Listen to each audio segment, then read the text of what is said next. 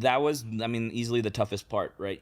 Honestly, when he moved out there and I had started my business, I was like, oh my God, I'm going to tap that and I'm going to hit it over and over again. And it's building the trust with your clients that my first client that I sold out there was a renter that I had on Miami Beach.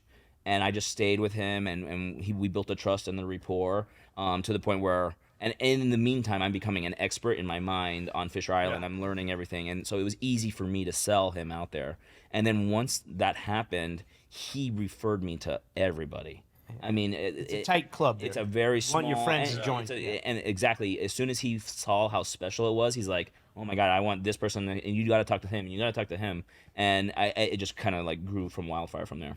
But he also, going back to when you first joined, you wanted to sell out there. Yeah. You wanted to chase those big numbers. And I mean, you did a $35 million deal or whatever you did out there. Yeah.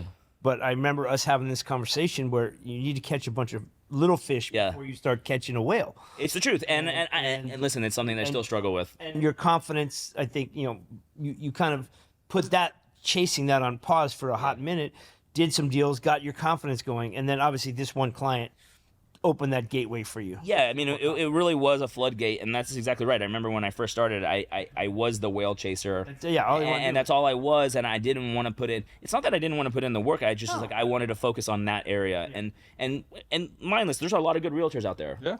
There's a lot of well-known, big-name realtors out there that you're at the end of the day you're competing with. And it's the same way in any neighborhood in Miami, but they're so small, and it's such a little club. 800 properties. Like there's only so much you can do. There's only so many you can do. So, I mean, growing my business was something that I had always been dedicated to, and it has. And I have such a small little niche. And like I'm saying, my business grew off of one client. So, the goal is to continue to grow those clients. 6 and 7 and 8 and 9 clients that have come off grow those relationships and just keep growing it and making it the tree,